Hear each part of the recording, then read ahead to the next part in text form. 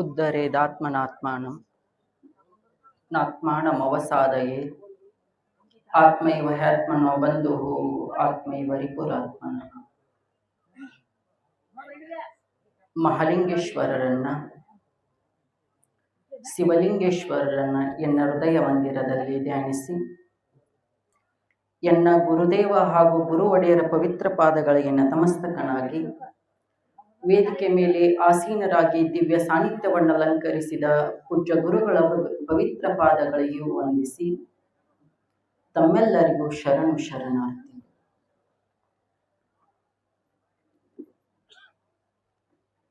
ಭಾರತ ದೇಶ ಒಂದು ಅಪರೂಪದ ರಾಷ್ಟ್ರ. ಭಾರತದಂತ ರಾಷ್ಟ್ರ ಜಗತ್ತಿನ ಮೂಲೆಯನ್ನ ಹುಡುಕುತ್ತಾ ಹೋದರೆ ಮತ್ತೊಂದು ರಾಷ್ಟ್ರ ಸಿಗದು. ಅಂತ ಅದ್ಭುತವಾದ ರಾಷ್ಟ್ರ. ಸುಮ್ಮನೆ ನಾ ಭಾರತದ ಹಾಗೇನೆ ನಿಮ್ಮನ್ನು ಮೆಚ್ಚಿಸುವ ಸಂಬಂಧ ಈ ಮಾತನ್ನ ಹೇಳ್ತಾ ಇರೋದಲ್ಲ. ಚೀನಾ ದೇಶದಲ್ಲಿ 7-8ನೇ ಶತಮಾನದಲ್ಲಿ ನಿರ್ಮಾಣವಾದ ಬೌದ್ಧ ವಿಹಾರದ ಮುಂದೆ ಒಂದು ಶಾಸನ ಫಲಕ ಇದೆ ಅಂತೆ. ಆ ಶಾಸನ ಫಲಕದ ಮೊದಲ ಸಾಲು ಹೆಂಗ್ ಪ್ರಾರಂಭ ಆಗತ್ತೆ ಅಂತಂದ್ರೆ, ಭಾರತದಲ್ಲಿ ಹುಟ್ಟಿದವರೆಲ್ಲ ಪುಣ್ಯವಂತರು ಅಂತ ಮೊದಲ ಸಾಲು ಪ್ರಾರಂಭವಾಗುತ್ತದೆ ಅಂತೆ. ಭಾರತದಾಗ ಇರುವ ದೇವಸ್ಥಾನದ ಎದುರು ಇರುವುದಲ್ಲ, ಚೀನಾ ದೇಶದಲ್ಲಿರುವುದು. ಇದನ್ನು ನೋಡಿದ ತಕ್ಷಣ ಅನಿಸಿತು, ಯಾರೋ ಭಾರತದ ರಾಜ್ಯ ಆ ದೇಶದ ಮೇಲೆ ದಾಳಿ ಮಾಡಿರ್ಬೇಕು, ಅದಕ್ಕೋಸ್ಕರ ಭಾರತದ ಪ್ರೇಮದಿಂದ ಇದನ್ನ ಬರಿಸಿರಬಹುದು ಅಂತ ಅನಿಸಿತ್ತು. ಆದರೆ ಅದು ಹಾಗಲ್ಲ. ಚೀನಾ ದೇಶದ ರಾಜ್ಯನೇ ಅದನ್ನ ಬರೆಸಿದ್ದು. ಆತ ಮುಂದೆ ಬರಿತಾನೆ, ನಾನೇನಾದ್ರೂ ಈ ಜೀವನದಲ್ಲಿ ಪುಣ್ಯದ ಕಾರ್ಯಗಳನ್ನೇನಾದ್ರೂ ಮಾಡಿದರೆ ಮುಂದಿನ ಜನ್ಮ ನನ್ನನ್ನ ಭಾರತದಲ್ಲಿ ಹುಟ್ಟಿಸು ಭಗವಂತ ಅಂತ ಆತ ಬರೆದ. ವಿದೇಶಿಗರು ಭಾರತದಲ್ಲಿ ಹುಟ್ಟಿಸು ಭಗವಂತ ಅಂತ ಬರಿತಾ ಇದ್ದಾರೆ ಅಂತಂದ್ರೆ ಭಾರತದ ಶಕ್ತಿ ಎಂಥದ್ದು ಅಂತ ಒಂದಿಷ್ಟು ತಿಳಿಯಬೇಕಲ್ಲ. ಮತ್ತೆ ನಾವು ನೀವು ಎಲ್ಲರೂ ಪುಣ್ಯವಂತರ ಹೌದು ಅಲ್ಲೋ? ಭಾರತದಾಗ ಹುಟ್ಟಿವಿ ಅಂತಂದ್ರೆ ಪುಣ್ಯವಂತರೇ ಆಗಿದ್ದೀವಿ. ಯಾಕೆ ಭಾರತ ಪುಣ್ಯವಂತರ ನಾಡು, ಪುಣ್ಯವಂತರ ಭೂಮಿ ಅಂತಂದ್ರೆ, ಇಲ್ಲಿ ಪ್ರತಿ ಮಣ್ಣಿನ ಕಣಕಣವು ಮಹಾತ್ಮರ ಪಾದ ಸ್ಪರ್ಶದಿಂದ ಪಾವನಗೊಂಡು ನಿಂತಿದೆ. ಆ ಪಾವನದ ಮಣ್ಣಿನಲ್ಲಿ ನಾವು ಹುಟ್ಟಬೇಕಾದ್ರೆ ನಾವು ಹಿಂದೆ ಪುಣ್ಯ ಮಾಡಿರ್ಬೇಕಲ್ಲ. ಪುಣ್ಯ ಮಾಡಿದ್ದೀವಿ ಅನ್ನೋ ಕಾರಣಕ್ಕಾಗಿ ಭಾರತದಲ್ಲಿ ಹುಟ್ಟಿದ್ದೀವಿ. ಪುಣ್ಯವಂತರ ನೆಲ ಭಾರತ, ಪುಣ್ಯವಂತರ. ಅದಕ್ಕೋಸ್ಕರ ಈ ಜನ್ಮದಲ್ಲಿ ಇಂಥ ಮಹಾತ್ಮರ ಸಂಘದಲ್ಲಿ ನಾವು ಹುಟ್ಟಿದ್ದೀವಿ. ಅನೇಕ ಯೋಗಿಗಳು ನಡೆದಾಡಿದ ಭೂಮಿಯಲ್ಲಿ ನಮ್ಮನ್ನ ಭಗವಂತ ಹುಟ್ಟಿಸಿದ್ದಾನೆ. ಆ ಭಗವಂತನನ್ನ ನಾವು ಒಂದಿಷ್ಟು ಕೇಳಬೇಕು. ಭಗವಂತ, ಭಾರತದಲ್ಲಿ ಯೋಗಿಗಳು ತಿರುಗಾಡಿದ ನೆಲದಲ್ಲಿ ನನ್ನನ್ನ ಹುಟ್ಟಿಸಿದೀಯಾ, ಆದ್ರೆ ನನ್ನಿಂದ ಮತ್ಯಾವ ಪಾಪದ ಕಾರ್ಯಗಳು ಆಗಬಾರದು, ಹಂಗ ನನ್ನನ್ನ ಮುನ್ನಡೆಸು ಭಗವಂತ ಅಂತ ಒಂದಿಷ್ಟು ಕೇಳಬೇಕಲ್ಲ ಭಗವಂತನ ಹತ್ತಿರ. ಇಬ್ಬರ ಮಾತುಗಳನ್ನ ಜೀವನದಲ್ಲಿ ಕೇಳಬೇಕು ಅಂತೆ. ನಗ್ನಮುನಿ ತರುಣ್ ಸಾಗರ್ ಜಿ ಹೇಳ್ತಾರೆ, ಯಾರ ಮಾತನ್ನ ಇಬ್ಬರ ಮಾತುಗಳನ್ನ ಜೀವನದಲ್ಲಿ ಕೇಳಬೇಕು ಅಂತಂದ್ರೆ ಅವ್ರು ಹೇಳ್ತಾರೆ, ಬಾಲ್ಯದಲ್ಲಿ ಮಾತೆಯ ಮಾತನ್ನ ಕೇಳಬೇಕು, ಬಾಲ್ಯ ಸುಂದರವಾಗಿರುತ್ತೆ. ತಾರುಣ್ಯದಲ್ಲಿ ಮಹಾತ್ಮರ ಮಾತುಗಳನ್ನ ಕೇಳಬೇಕು, ಇಡೀ ಬದುಕೇ ಸುಂದರವಾಗಿರುತ್ತೆ ಅಂತ ಹೇಳ್ತಾರೆ. ಇಬ್ಬರು ಮಾತನ್ನ ಕೇಳಬೇಕು, ಒಂದು ತಾಯಿಯ ಮಾತನ್ನ, ಒಂದು ಮಹಾತ್ಮರ ಮಾತನ್ನ. ತಾಯಿ ಬಹಳ ಶ್ರೇಷ್ಠ ಆದವಳು ನೋಡಿ. ಭಾರತದಲ್ಲಿ ಹರಿಯುವ ಪ್ರತಿಯೊಂದು ನದಿಗಳಿಗೂ ತಾಯಿಯ ಹೆಸರು ಇದೆ. ಭಾರತದಲ್ಲಿರುವ ಪ್ರತಿಯೊಂದು ಪರ್ವತಗಳಿಗೂ ತಾಯಿಯ ಹೆಸರುಗಳಿವೆ. ಭಾರತವನ್ನ ಭಾರತ ಮಾತೆ ಅಂತ ಕರಿತೀವಿ. ಈ ಮಣ್ಣನ್ನ ಮಾತೆ ಅಂತ ಕರಿತೀವಿ. ತಾಯಿ ನಮಗೆಲ್ಲರಿಗೂ ಮೊದಲ ಗುರು ಆದವಳು. ಅದು ಸನ್ಯಾಸಿ ಇರಲಿ, ಸಂಸಾರಿಕನಿರಲಿ, ಎಲ್ಲರಿಗೂ ಮೊದಲ ಗುರು ಯಾರು ಅಂತಂದ್ರೆ ತಾಯಿ. ಅದಕ್ಕೋಸ್ಕರ ತಾಯಂದಿರು ತಮ್ಮ ಜವಾಬ್ದಾರಿಯನ್ನ ಮರೆಯಬಾರದು. ಎಚ್ಚರದಿಂದ ಬದುಕನ್ನ ಕಟ್ಟಬೇಕು, ಮಕ್ಕಳ ಬದುಕನ್ನ ಕಟ್ಟಬೇಕು. ಕೋಲ್ಕತ್ತಾದಲ್ಲಿ ಒಬ್ಬ ಪುಟ್ಟ ಬಾಲಕ ಇದ್ದ. ಆತನ ಹೆಸರು ಈಶ್ವರ್ ಚಂದ್ರ ವಿದ್ಯಾಸಾಗರ್ ಅಂತ. ಆತ 7-8 ವಯಸ್ಸಿನವನಿದ್ದ. ಅವಳ ತಾಯಿ, ಆ ಹುಡುಗನ ತಾಯಿ ಏನ್ ಮಾಡ್ತಿದ್ಲು ಅಂತಂದ್ರೆ ತನ್ನ ಮನಿ ಅಂಗಳ ಕಸ ಹೊಡಿತಿದ್ಲು. ಯಾವಾಗ ಬೆಳಗ್ಗೆ 5 ಗಂಟೆಗೆ ಎದ್ದ ಮನಿ ಕಸ ಹೊಡಿತಿದ್ಲು, ಅಂಗಳ ಕಸ ಹೊಡಿತಿದ್ಲ. ಅಟ್ಟ ಅಲ್ಲ, ಮತ್ ಓಣಿ ಕಸ ಹೊಡಿತಿದ್ಲ. ಓಣಿ ಎಲ್ಲ ಸ್ವಚ್ಛ ಮಾಡ್ತಿದ್ಲು. 6 ಗಂಟೆ ಅನ್ನೋಟಾಳಿಗೆ ಮಗ್ಗಲ ಮನೆಯವ್ರು ಎಳ್ಳೋಟಾಳಿಗೆ ಆ ತಾಯಿ ಎಲ್ಲಾ ಕಸ ಹೊಡೆದು ಓಣಿಯನ್ನ ಸ್ವಚ್ಛ ಮಾಡ್ತಿದ್ಲು, ನೀರ್ ಹಾಕತಿದ್ಲು. ಓಣಿಗೆಲ್ಲ ಅಲ್ಲೆಲ್ಲ ನೀರ್ ಗೊಜ್ತಿದ್ಲು. ಪಳ ಪಳ ಹೊಳಿತಿತ್ತು ಓಣಿ. ಮಗ್ಗಲ ಮನೆಯವ್ರು ಹೇಳ್ತಿದ್ರು 6-6:30 ಹೇಳ್ತಿದ್ರು. ಅವ್ರು ತಮ್ಮ ಮನಿ ಕಸ ಹೊಡ್ಕೋತಿದ್ರು. ತಮ್ಮ ಅಂಗಳ ಕಸ ಹೊಡ್ಕೊಂಡು ಎಲ್ಲಿ ತಂದು ಚಲ್ತಿದ್ರು? ಇಕೆ ಅಂಗಳದಾಗ ತಂದು ಚಲ್ತಿದ್ರು. ಯಾರು? ಈಶ್ವರ್ ಚಂದ್ರ ವಿದ್ಯಾಸಾಗರನ ತಾಯಿ ಅಂಗಳದಾಗ ತಂದು ಚಲ್ತಿದ್ರು ಕಸ ಎಲ್ಲ. ಮಕ್ಕಳ ಮನೆಯವ್ರು ಹೊಡೆದು ಈಕೇನ್ ಮಾಡ್ತಿದ್ಲು? ಮತ್ತ ಕಸಬರಿಗೆ ಹಿಡ್ಕೊಂಡು ಮತ್ತ ಕಸ ಹೊಡಿತಿದ್ಲು, ಮತ್ತ ಸ್ವಚ್ಛ ಮಾಡ್ತಿದ್ಲು. ಸ್ವಚ್ಛ ಮಾಡಿ ಅದನ್ನ ಕಸ ಹೋಗಿ ತಿಪ್ಪಿ ಚಲ್ತಿದ್ಲು. ಸಂಜೆಗೂ ಹಿಂಗ ಮಾಡಾಕಿ. ಸಂಜೆಗೂ ಓಣಿ ತುಂಬ ಎಲ್ಲ ಕಸ ಹೊಡ್ಯಾಕಿ, ತನ್ನ ಅಂಗಳ ಕಸ ಹೊಡ್ಯಾಕಿ. ಮತ್ತ ಅವ್ರ ಸಂಜೆಗಳೇ ಅವ್ರ ಅಂಗಳ ಕಸ ಹೊಡೆದು ಮನಿ ಕಸ ಹೊಡೆದು ಈಕೆ ಅಂಗಳದಾಗ ತಂದು ಚೆಲ್ಲ. ಹಿಂಗ ನಡೀತಿದ್ದು. 1 ವರ್ಷ ನಡೀತು, 2 ವರ್ಷ ನಡೀತು, 3 ವರ್ಷ ನಡೀತು. ಪುಟ್ಟ ಬಾಲಕ ಈಶ್ವರ್ ಚಂದ್ರ ವಿದ್ಯಾಸಾಗರ್ ಅವ 2-3 ವರ್ಷ ನೋಡಿದ್ದ. ಅಲ್ಲ, ಅವರು ತಂದ ನನ್ನ ತಾಯಿ ಕಸ ಹೊಡೆದ ಸ್ವಚ್ಛ ಮಾಡಿದ ಅಂಗಳದಾಗ ಚಲ್ತಾರ. 1 ದಿವ್ಸಕ್ಕೆ ಏನು ಹೇಳಂಗಿಲ್ಲಲ್ಲ. 1 ದಿವ್ಸ ಅವ್ರ ಜೊತೆ ಜಗಳಾಡಿ ಬಿಟ್ಟರ, ಮರುದಿವ್ಸ ತಂದು ಹಾಕಂಗಿಲ್ಲ. ಯಾಕೆ ಹೇಳುವಳ್ಳು ಅಂತ ಆ ಮಗುವಿನ ಮನದಲ್ಲಿ ಒಂದು ಪ್ರಶ್ನೆ ಬಂದಿದೆ. ಅವಾಗ ತಾಯಿ ಹತ್ರ ಬರ್ತಾನೆ ಮಗು. ಅಮ್ಮ, ಅವ್ರಿಗೆ 1 ಬಾರಿ ತಾಕೀತು ಮಾಡಿಬಿಡು, ಜಗಳ ಆಡಿಬಿಡು ಅವ್ರ ಜೊತೆಗೆ. ದಿನ ತಂದ, ನಾನು 3-4 ವರ್ಷ ಸಣ್ಣವಿದ್ದ ಅಂದ ನೋಡಾಕತ್ತನ, ದಿನ ತಂದ ಚಲ್ತಾರ. ಮತ್ತ ಚೆಲ್ಲಿದ ಕಸ ಎಲ್ಲ ಸ್ವಚ್ಛ ಮಾಡ್ತಿ, ಮತ್ತ ತಿಪ್ಪಿಗೆ ಹೋದ್ ಹಾಕತಿ. ಅವ್ರು ಚೆಲ್ಲುದರ ಹೆಂಗ ಚಲ್ತಾರ? ನೀ ಸ್ವಚ್ಛ ಮಾಡಿ, ನೀ ಕಸ ಹೊಡೆದ್ ಎಲ್ಲ ಮಾಡಿದ ಮೇಲೆ ತಂದ ಚಲ್ತಾರ. ಮೊದಲ ತಂದ್ ಚೆಲ್ಲಿದ್ರ ಕಸದ ಜೊತೆ ಕಸಾನು ಹೊಡಿಯಾಕ ಬರ್ತಿತ್ತು. ಅದ್ರ ಸ್ವಚ್ಛ ಮಾಡಿದ ಮೇಲೆ ಬಂದು ಚಲ್ತಾರ. ಒಂದಿಷ್ಟು ಜಗಳ ತೆಗಿ ಅವ್ರ ಜೊತೆ. ನಾ ಹೇಳಿಬಿಡು, ನೀ ಹೇಳತ್ತೀವೋ ನಾ ಹೇಳು ಅಂತ ಮಗ ಕೇಳ್ದ. 9-10 ವರ್ಷದ ಮಗ ಕೇಳ್ತಾನ. ಅವಾಗ ತಾಯಿ ಹೇಳ್ತಾಳ, ಎಷ್ಟು ಅದ್ಭುತವಾದ ಮಾತು ನೋಡಿ ಮಗು. ನಾವು ಜಗತ್ತಿಗೆ ಬಂದಿರೋದು ಮತ್ತೊಬ್ಬರ ಜೊತೆ ಜಗಳಾಡಲು ಅಲ್ಲ ಮಗು. ಜಗತ್ತನ್ನ ಸುಂದರ ಮಾಡಲು ಭಗವಂತ ನಮ್ಮನ್ನ ಕಳಿಸಿದ್ದಾನೆ. ಜನ ಎಲ್ಲ ಹೊಲಸು ಮಾಡಲಿ ಜಗತ್ತನ್ನ, ಆದರೆ ನನ್ನನ್ನ ಮಾತ್ರ ಜಗತ್ತನ್ನ ಸುಂದರ ಮಾಡಲು ಕಳಿಸಿದ್ದಾನೆ. ನನ್ನ ಕಾರ್ಯ ನಾವು ಮಾಡಿಬಿಡೋಣ ಮಗು ಅಂತ ತಾಯಿ ಹೇಳಿಬಿಡ್ತಾರೆ. ಅದ ನಿಮ್ಮ ಅಂಗಳದಾಗ ಕಸ ಹೊಡೆದ ನಂತರ ಯಾವರ ಬಂದು ಚೆಲ್ಲಿದ್ರಂತ ತಿಳ್ಕೊರಿ. ಅವ್ರ ತುರುಬು ನಮ್ಮ ಕೈಯಾಗಿರ್ತತಿ, ನಮ್ಮ ತುರುಬು ಅವ್ರ ಕೈಯಾಗಿರ್ತತಿ. ನೋಡ್ಬೇಕ ಅದನ್ನ, ಜಗಳ ನಿಂತ ನೋಡ್ಬೇಕ. ಹಂಗ ಜಗಳ ಮತ್ತೆ ಹೆಂಗ ಬರ್ತಿರ್ತಾವ? ಸಂಸ್ಕೃತದ ಶ್ಲೋಕ ಬಂದಂಗ ಬರ್ತಿರ್ತಾವ ಬೇಗಳ. ಮತ್ತ ಹಿಂಗ ಜಗಳಾಡ್ಕೋತ ಹಿಂಗ ಬೇಯ್ಕೋತ ಮಕ್ಕಳಿಗೆ ಏನು ಕಲಿಸುವುದಿದೆ ಹೇಳಿ ನಾವು? ಈಶ್ವರ ಚಂದ್ರ ವಿದ್ಯಾಸಾಗರ್ ಕೊನೆಯ ಅವಸ್ಥೆಯಲ್ಲಿ ಹೇಳ್ತಾನೆ, ಅಲ್ಲ ನೀವು ಇಷ್ಟ ಜಗತ್ತಿನ ದೊಡ್ಡ ಸಂತರ ಅನ್ನಿಸ್ಕೊಂಡರಿ, ಹೆಂಗರಿ? ಯಾರ ಗುರುಗಳು ನಿಮಗ್ ಮಾರ್ಗದರ್ಶಕರು ಯಾರು ಅಂತ ಕೇಳ್ತಾರೆ ಒಬ್ರು ಶಿಷ್ಯ ಬಂದು. ಅವಾಗ ಈಶ್ವರ ಚಂದ್ರ ವಿದ್ಯಾಸಾಗರ್ ಹೇಳ್ತಾನೆ, ನನ್ನ ತಾಯಿ ಅಂದು ಕಲಿಸಿದ ಅದೊಂದು ಮಾತು ನನ್ನನ್ನ ಜಗತ್ತಿನ ಯೋಗಿಯನ್ನಾಗಿ ಬದಲಾಯಿಸಿ ಬಿಟ್ಟಿತು ಅಂತ ಒಂದು ಪುಟ್ಟ ಮಗು ಹೇಳುತ್ತೆ. ಜಗತ್ತಿನ ಯೋಗಿಯನ್ನಾಗಿ ಬದಲಿಸಿ ಬಿಟ್ಟಿತು. ಅದಕ್ಕೋಸ್ಕರ ತಾಯಂದಿರ ಮಹತ್ವ ಬಹಳ ದೊಡ್ಡದಿದೆ. ತಾಯಂದಿರು ತಮ್ಮ ಮಹತ್ವವನ್ನ ಮರೆಯಬಾರದು. ಇವತ್ ಹೆಂಗಾಗಿದ್ದೀವಿ ಅಂತಂದ್ರ, ಒಂದು ಮಕ್ಕಳ ಕಾಡಾಕತ್ತಾವು. ಯಾಕೆ ಕಾಡಾಕತ್ತಾವ ಅಂದ್ರ, ನಾವು ಧಾರಾವಾಹಿ ನೋಡಾಕತ್ತೀವಿ, ಅದಕ್ಕೆ ಡಿಸ್ಟರ್ಬ್ ಮಾಡಾಕತ್ತಾವ ಮಕ್ಕಳು. ಧಾರಾವಾಹಿ ನೋಡು ಗೊಂಗಣಿಯಾಗ ನಾವ್ ಅದೇವಿ. ಮತ್ತ ಅವ್ನ ಹೆಂಗ ರಂಬಸ್ಬೇಕು? ಮೊಬೈಲ್ ಕೊಟ್ಟ ಅವನ್ನ ರಂಬಸ್ಬಿಡುದು. ಅವ್ನ ಮೊಬೈಲ್ ನೋಡ್ಕೊತ ಅವ್ನು ಹೊರಗೆ ಕುಂದಿರ್ತಾನ, ಇವ್ರು ಧಾರಾವಾಹಿ ನೋಡ್ಕೊತ ಇವ್ರು ಮುಂದೆ ಕೂತು ಬಿಡ್ತಾರೆ ಟಿವಿ. ಹಿಂಗಾದರೆ ಮಕ್ಕಳ ಬದುಕು ಹೇಗೆ ರೂಪುಗೊಳ್ಳಬಲ್ಲದು? ಒಂದಿಷ್ಟು ವಿಚಾರ ಮಾಡಬೇಕಲ್ಲ, ತಿಳಿಯಬೇಕಲ್ಲ. ನಾವು ಏನನ್ನ ಮಕ್ಕಳಿಗೆ ಹೇಳುತ್ತೇವೆಯೋ ಅದನ್ನ ಮಕ್ಕಳು ಕೇಳಿ ನಡೆಯುವುದಿಲ್ಲ. ನಾವು ಹೆಂಗೆ ನಡೆಯುತ್ತೇವೆಯೋ ಹಂಗ ಮಕ್ಕಳು ನಡೆಯುತ್ತಾರೆ. ನಾವು ಮಕ್ಕಳಿಗೆ ಹೇಳ್ತೀವಿ, ಚಾಡ ಹೇಳಂಗಿಲ್ಲ, ಜಗಳ ತಗೊಂಡು ಮನೆಗೆ ಬರಂಗಿಲ್ಲ ಅಂತ ನಾವು ಹೇಳ್ತೀವಿ, ಕಲಿಸ್ತೀವಿ.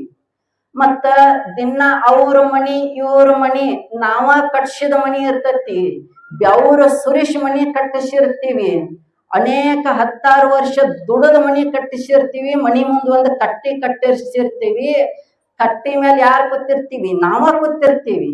ಮನಿ ಕಟ್ಟಿಸಿದವರು ನಾವ, ಕಟ್ಟಿಸಿದವರು ನಾವ, ಅದಕ್ಕೆ ಬೆವರು ಸುರಿಸಿದವರು ನಾವ, ಕಟ್ಟಿ ಮೇಲೆ ಕುಂತವರು ನಾವ.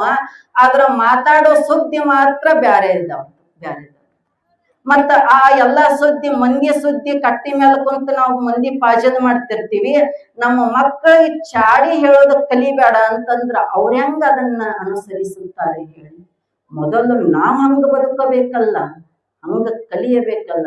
ಮಗ, ಗುಟ್ಕ ತಿನ್ನೋದು ಒಳ್ಳೇದಲ್ಲ, ಕುಡಿಯೋದು ಒಳ್ಳೇದಲ್ಲ ಮಗ ಅಂತ ತಂದೆ ಹೇಳಿದ್ರ ಮತ್ತ ಸಂಜೆಗೆ ನೀನ ಹಾಕೊಂಡು ಮನೆಗೆ ಬರ್ತೀಯಲ್ಲ. ಮೊದಲು ನೀ ಸುದ್ದಾಗು ಅಂತ ಮಗ ತಂದೆಗೆ ಉಪದೇಶ ಮಾಡುವಂಗ ಜೀವನ ಆಗಬಾರದಲ್ಲ.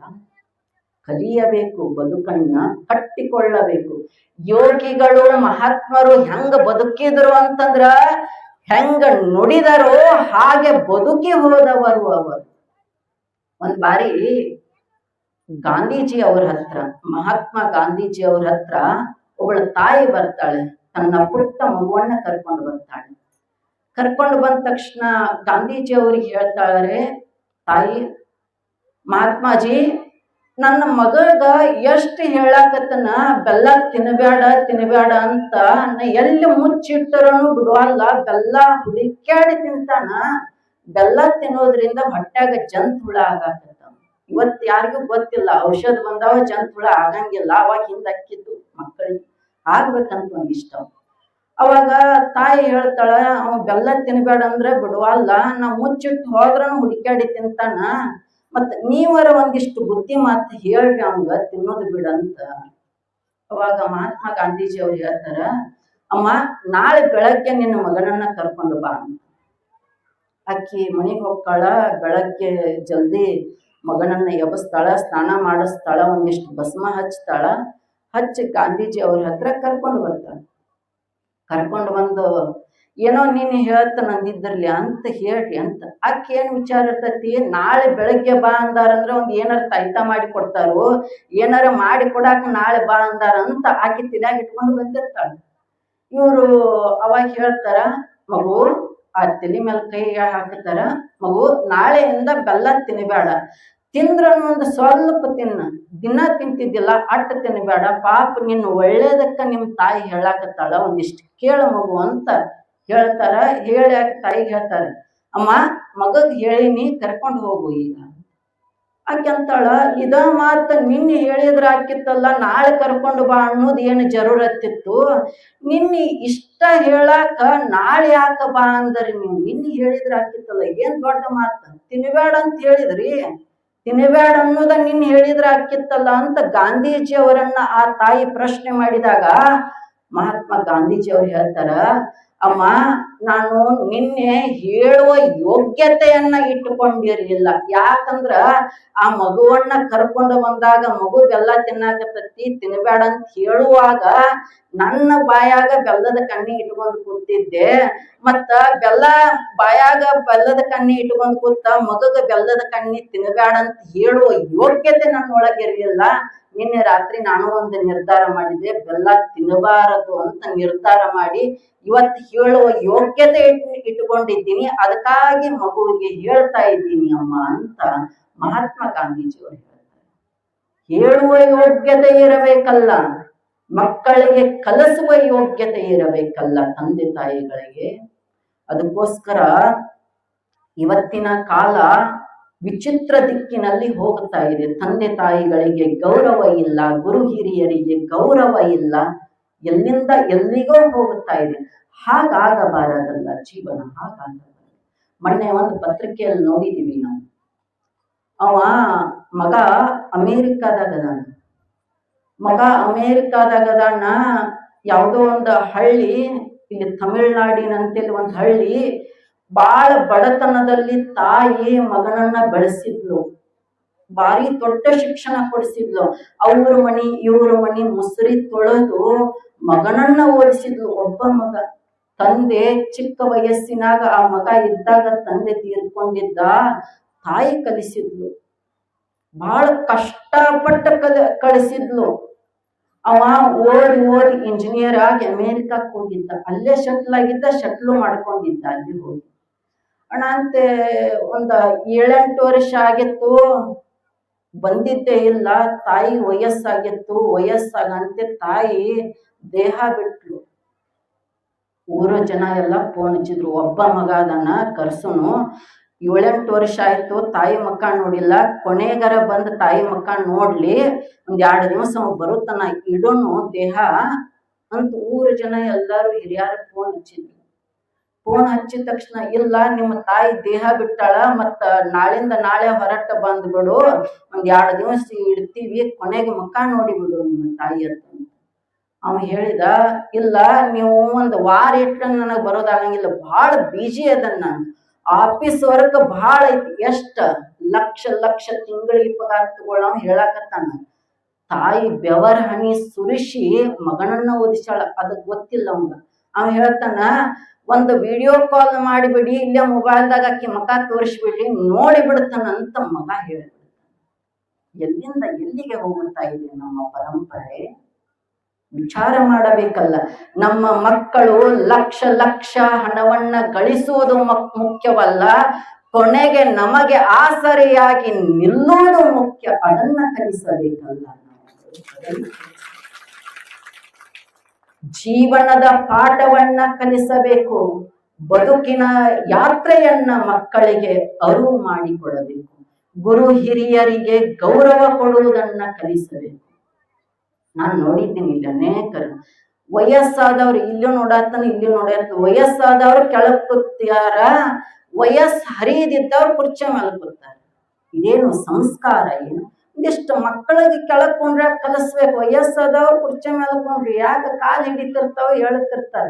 ಹೆಂಗಿದ್ರ ಹಿಂದಿನ ಹಿರಿಯರು ದಿನ ವಯಸ್ಸಾದ್ರೂ ಬುತ್ತಿ ಕಟ್ಕೊಂಡು ಹೋಗಿ ಹೊಲಕ್ಕೆ ಹೋಗಿ ನೇಗಲ ಹೊಡೆದು ಬರ್ತಿದ್ರು. ಅಷ್ಟು ಶಕ್ತಿ, ಅಷ್ಟು ತಾಕತ್ತು. ಇವತ್ತೆಲ್ಲ ವಿಷಕಾರಿ ಪದಾರ್ಥಗಳನ್ನ ಉಂಡು ಮೊಬೈಲ್ ನೋಡಿ ಕಣ್ಣು ಹೋಗ್ಯಾವ, ಮತ್ತ ಅಲ್ಲೇ ಇಲ್ಲೇ ಕುರ್ಚದ ಮೇಲೆ ಕೂತು ಕಾಲು ಹೋಗಿ ಬಿಡ್ತಾವ. ಹಂಗಾಗಬಾರ್ದು. ಒಂದಿಷ್ಟು ಮಾಡಿ ನನ್ನೆರಡು ತೊದಲು ನುಡಿಗಳನ್ನ ಗುರುದೇವರ ಪವಿತ್ರ ಪಾದಗಳಿಗೆ ಅರ್ಪಿಸಿ, ಪೂಜ್ಯರು 1-2 ದಿನ ಬರಬೇಕು ತಾವು ಅಂತ ಎಷ್ಟು ನಮ್ಮ ಮೇಲೆ ಪ್ರೇಮ ಅಂತಂದ್ರೆ, ಶ್ರಾವಣದಾಗ 1 ತಿಂಗಳ ಪೂಜ್ಯರ ಮಠದಾಗ ನಾನು ಪ್ರವಚನ ಮಾಡಿದೆ. ಅಲ್ಲಿ ಮುಗಿಸ್ಕೊಂಡು ಮತ್ತೆ ಗೊಲಬಾವಿ ಕರ್ಕೊಂಡು ಹೋಗಿದ್ರು. ನಮ್ಮ ದೇವ್ರ ಅದಾರ, ಇನ್ನೂ ಸಾಧಕರದಾರ, ಒಂದಿಷ್ಟು ಅವ್ರು ಮಾತಾಡ್ಬೇಕು 10 ನಿಮಿಷ ಅಂತ ಎಲ್ಲಾ ಕಡೆ ಕೊಟ್ಟು ನಮ್ಮ ಏನಾರು ಒಂದಿಷ್ಟು ಮಾತಾಡೋದು ಕಲ್ಕೊಂಡಿವಿ ಅಂತಂದ್ರೆ, ಕಲಿಸ್ಯಾರ ಅಂತಂದ್ರೆ ಗುರುಗಳ ಮಾರ್ಗ ನಮಗ್ ಸಿಕ್ಕಿದೆ. ಅಂತ ಒಳ್ಳೆ ಗುರುಗಳ ಮಾರ್ಗ, ಅನೇಕ ಗುರುಗಳ ಮಾರ್ಗ ನಮಗೆ ಸಿಕ್ಕಿದೆ. ಮರೆಗುದ್ದಿಯ ನಿರುಪಾದೇಶ್ವರರೇ ನನ್ನ ಗುರುಗಳು. ನನ್ನನ್ನ ಬೆಳೆಸಿದವರು ಅವರು. 6ನೇತೆಯಿಂದ ಅವರೇ ನನಗೆ ಶಿಕ್ಷಣ ಕೊಟ್ಟವರು. ನಂತರ ವಿಜಾಪುರದ ಅಭಿನವ ಸಿದ್ಧಾರೂಢ ಅಜ್ಜರು, ಬ್ರಹ್ಮಾನಂದ ಮಠದ ಅಜ್ಜರು ಎಲ್ಲರೂ ನಮಗೆ ಮಾರ್ಗದರ್ಶನ ತೋರ್ತಾ ಇದ್ದಾರೆ. ಯಾವಾಗ ಒಬ್ಬ ಸಾಧಕ, ಒಬ್ಬ ಹುಡುಗ, ಒಬ್ಬ ವ್ಯಕ್ತಿ ನಿರ್ಮಾಣ ಆಗುತ್ತಾನೆ ಅಂತಂದ್ರೆ ಹಿರಿಯರ ಸಂಘದಲ್ಲಿ ಯಾವಾಗ ಇರ್ತಾನೆ, ಹಿರಿಯರ ಮಾತುಗಳನ್ನ ಗೌರವ ಪೂರ್ವಕವಾಗಿ ಅವುಗಳನ್ನ ಸ್ವೀಕಾರ ಮಾಡುವ ಗುಣ ಯಾವಾಗ ಇರುತ್ತೆ, ಅವಾಗ ಒಬ್ಬ ವ್ಯಕ್ತಿ ಸಾಧಕನಾಗಿ ಬೆಳಿತಾನೆ, ಒಬ್ಬ ವ್ಯಕ್ತಿ ಉತ್ತುಂಗ ಸ್ಥಿತಿಗೆ ಹೋಗುತ್ತಾನೆ. ಅದಕ್ಕೋಸ್ಕರ ನಾವು ನೀವೆಲ್ಲರೂ ಆ ಉತ್ತುಂಗ ಸ್ಥಿತಿಯನ್ನ ತಲುಪಬೇಕಾದರೆ ನಮ್ಮ ಮಕ್ಕಳಿಗೆ ಸಂಸ್ಕಾರವನ್ನ ಕಲಿಸೋಣ, ಹಿರಿಯರ ಮಾತುಗಳನ್ನ ತಾಳ್ಮೆಯಿಂದ ಕೇಳುವುದನ್ನ ಕಲಿಸೋಣ ಅಂತ ಹೇಳ್ತಾ ನನ್ನೆರಡು ತೊದಲು ನುಡಿಗಳನ್ನ ಎನ್ನ ಗುರುದೇವರ ಪವಿತ್ರ ಪಾದಗಳಿಗೆ ಅರ್ಪಿಸಿ ಎಲ್ಲರಿಗೂ ವಂದನೆ.